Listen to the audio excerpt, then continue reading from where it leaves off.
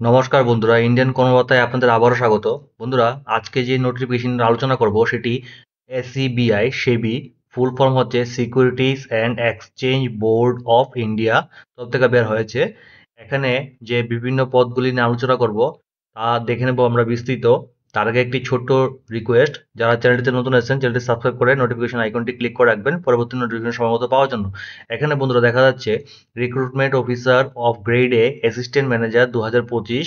এখানে বিভিন্ন stream mention করে দেওয়া হয়েছে যে নোটিফিকেশনটা আমরা আলোচনা করব। এক্ষেত্রে আপনাদের যে অনলাইন রেজিস্ট্রেশনটা শুরু হয়ে গেছে অক্টোবর 30, 2025 থেকে। লাস্ট ডেটটা হচ্ছে নভেম্বর 28, 2025। তো যারা ইন্টারেস্ট আছেন তারা অ্যাপ্লাই করতে পারবেন। এখানে বলা হচ্ছে ফেজ 1 অনলাইন এক্সামিনেশন টেন্টেটিভলি জানুয়ারি 10, 2026 হবে, এবং ফেজ 2 অনলাইন এক্সামিনেশনটা হবে 21 ফেব্রুয়ারি 2026। আর ইন্টারভিউটা ডেটস উইল বি ইন্টিমেটেড, এটা পরে জানিয়ে দেওয়া হবে। ওকে, তো চলুন দেখে নিচ্ছি।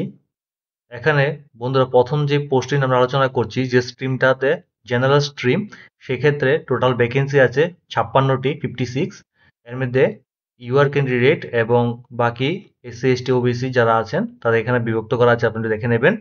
এডুকেশন কোয়ালিফিকেশন লাগছে মাস্টার ডিগ্রি অথবা পোস্ট গ্রাজুয়েট ইন ডিপ্লোমা, অথবা যারা ব্যাচেলার ডিগ্রি করেছেন লতে বা ব্যাচেলার ডিগ্রি করেছেন ইঞ্জিনিয়ারিং, ঠিক আছে, কোনো রিকগনাইজ ইউনিভার্সিটি বা ইনস্টিটিউট, বা যারা চার্টার্ড অ্যাকাউন্টেন্ট বা chartered financial analyst company secretary cost accountant নিয়ে পাশ করেছেন, তারা পোস্টে অ্যাপ্লাই করতে পারবেন। তারপর যে পোস্টটা হচ্ছে লিগ্যাল ডিপার্টমেন্ট, সেক্ষেত্রে ভ্যাকেন্সি আছে 20। এখানে বিভক্ত করা আছে ক্যাটাগরি ওয়াইজ। আর কোয়ালিফিকেশনটা লাগছে education qualification bachelor degree in law from a recognise university or institute. বলা হয়েছে desirable 2 years post qualification experience. পরবর্তী যে পোস্টটা হচ্ছে ইনফরমেশন টেকনোলজি, যে স্ট্রিমটা, এখানে ভ্যাকেন্সি আছে টোটাল 22। এখানে বিভক্ত করা আছে বিভিন্ন ক্যাটাগরি ওয়াইজ। যে কোয়ালিফিকেশনটা আপনাদের লাগবে এই পোস্টে অ্যাপ্লাই করতে: bachelor degree in engineering in any branch or bachelor degree in any discipline with post graduate qualification. Okay, in qualification computer science and computer application অথবা ইনফরমেশন টেকনোলজি। নেক্সট যে poster নিয়ে আলোচনা করবো সেটা হচ্ছে রিসার্চ। টোটাল ভ্যাকেন্সি আছে 4টি, এর মধ্যে এখানে বিভক্ত করা আছে ক্যাটাগরি ওয়াইজ। এখানে অ্যাপ্লাই করতে গেলে আপনাদের যে ইয়েটা লাগবে, কোয়ালিফিকেশনটা, সেটা হচ্ছে মাস্টার ডিগ্রি অথবা post graduate diploma, electronics, commerce, business administration, ইকোনোমেট্রিক্স। এখানে অনেকগুলি দেওয়া আছে বন্ধুরা, আমি সবগুলি বিস্তারিত যাচ্ছি না, আপনারা ভিডিওটা পজ করে একটু দেখে নেবেন। এখানে অনেকগুলি ক্রাইটেরিয়া দেওয়া আছে, সবগুলিতে আমি বিস্তৃত যাচ্ছি না, হাইলাইট করে রেখেছি, সেখান থেকে আপনারা একটু দেখে নেবেন, বা নোটিফিকেশনটা আমি ডেসক্রিপশনে লিঙ্ক দিয়ে দিচ্ছি, সেখান থেকে আপনারা দেখে নিতে পারেন। বন্ধুরা, পরবর্তী যে পোস্টটা হচ্ছে অফিসিয়াল ল্যাঙ্গুয়েজ, সেক্ষেত্রে টোটাল ভ্যাকেন্সি আছে 3টি। আর এখানে বিভক্ত করা আছে ক্যাটাগরি ওয়াইজ। আপনাদের যে কোয়ালিফিকেশনটা লাগছে মাস্টার ডিগ্রি ইন হিন্দি অথবা Hindi translation with English as a subject at the bachelor's degree level, অথবা master degree in Sanskrit, English, economics, commerce with Hindi as subject, অথবা master degree in both English Hindi ও হিন্দি ট্রান্সলেশন। পরবর্তী যে পোস্টটা হচ্ছে সেটা ইঞ্জিনিয়ারিং ইলেকট্রিক্যাল, সেক্ষেত্রে ভ্যাকেন্সি আছে টোটাল 2টি। কোয়ালিফিকেশন লাগছে ম্যান্ডেটরি, যেটা bachelor degree in electrical engineering যারা পাশ করেছেন, সাথে ডিজাইরেবল এক্সপিরিয়েন্স। বলা হচ্ছে যে electronic systems like CCTV surveillance systems. তো যারা এই ক্রাইটেরিয়াগুলি ফুলফিল করছেন তারা এই পোস্টে অ্যাপ্লাই করতে পারবেন। তারপর দেখে নিচ্ছি বন্ধুরা, পরবর্তী যে পোস্টটা হচ্ছে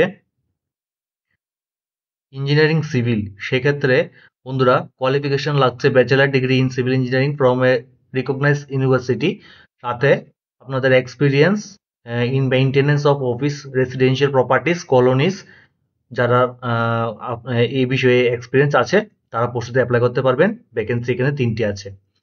তারপর দেখে নিচ্ছি বন্ধুরা কিভাবে আপনারা পোস্টটিতে অ্যাপ্লাই করবেন এবং বাকি কি কি ক্রাইটেরিয়া আছে। হ্যাঁ, এখানে যেটা বললাম 3টি স্টেজে আপনাদের রিক্রুটমেন্টটা হচ্ছে। ফেজ 1 এর ক্ষেত্রে online examination, phase 2 online examination এবং ফেজ 3 হচ্ছে ইন্টারভিউ। ফেজ 1 এর ক্ষেত্রে এখানে যে আপনাদের অনলাইন এক্সামিনেশনটা হচ্ছে, এখানে পেপার ওয়াইজ মেনশন করা দেওয়া আছে।